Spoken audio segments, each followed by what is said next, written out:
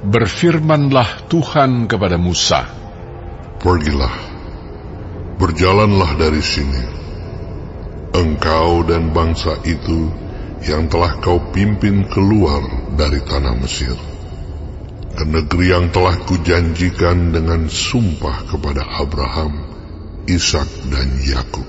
Demikian, kepada keturunanmu lah akan kuberikan negeri itu.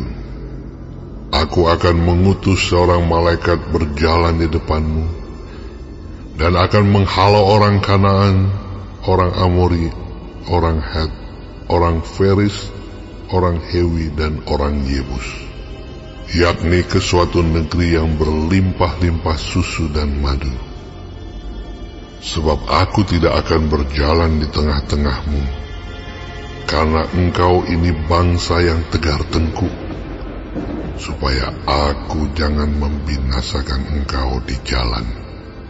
Ketika bangsa itu mendengar ancaman yang mengerikan ini, berkabunglah mereka, dan seorang pun tidak ada yang memakai perhiasannya. Berfirmanlah Tuhan kepada Musa, "Katakanlah kepada orang Israel, kamu ini bangsa yang tegar tengkuk. Jika aku berjalan di tengah-tengahmu sesaat pun, tentulah aku akan membinasakan kamu. Oleh sebab itu, tanggalkanlah perhiasanmu, maka aku akan melihat apa yang akan kulakukan kepadamu." Demikianlah orang Israel tidak memakai perhiasan-perhiasan lagi sejak dari gunung Horeb. Sesudah itu, Musa mengambil kemah dan membentangkannya di luar perkemahan, jauh dari perkemahan, dan menamainya Kemah Pertemuan.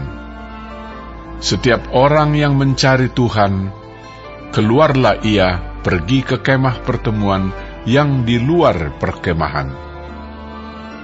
Apabila Musa keluar pergi ke kemah itu, bangunlah seluruh bangsa itu, dan berdirilah mereka, masing-masing di pintu kemahnya, dan mereka mengikuti Musa dengan matanya, sampai ia masuk ke dalam kemah.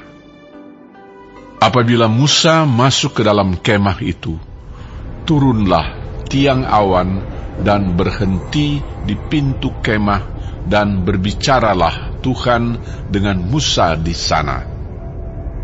Setelah seluruh bangsa itu melihat bahwa tiang awan berhenti di pintu kemah, maka mereka bangun dan sujud menyembah masing-masing di pintu kemahnya.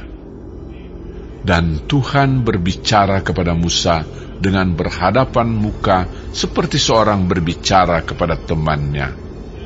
Kemudian kembalilah ia ke perkemahan, tetapi abdinya Yosua bin Nun, seorang yang masih muda, tidaklah meninggalkan kemah itu.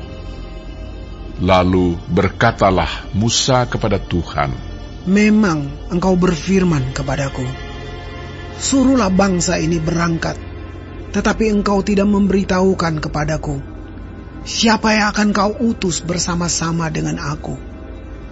Namun demikian engkau berfirman, aku mengenal namamu, dan juga engkau mendapat kasih karunia di hadapanku. Maka sekarang, jika aku kiranya mendapat kasih karunia di hadapanmu, beritahukanlah kiranya jalanmu kepadaku, sehingga aku mengenal engkau, supaya aku tetap mendapat kasih karunia di hadapanmu. Ingatlah bahwa bangsa ini umatmu." Lalu ia berfirman, "Aku sendiri hendak membimbing engkau dan memberikan ketentraman kepadamu." Berkatalah Musa kepadanya, "Jika engkau sendiri tidak membimbing kami, janganlah suruh kami berangkat dari sini.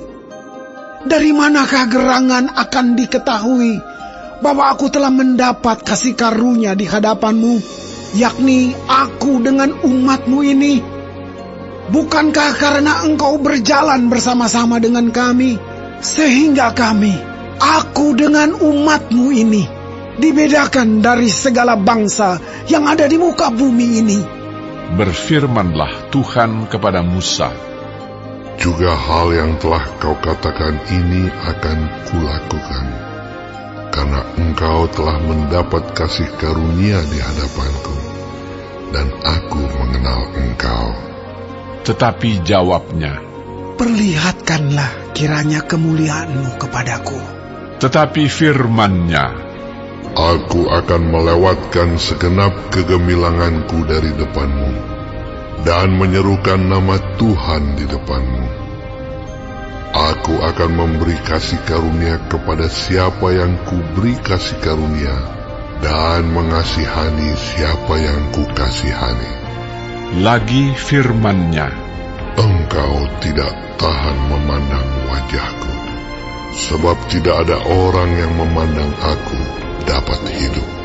berfirmanlah Tuhan, Ada suatu tempat dekatku, di mana engkau dapat berdiri di atas gunung batu.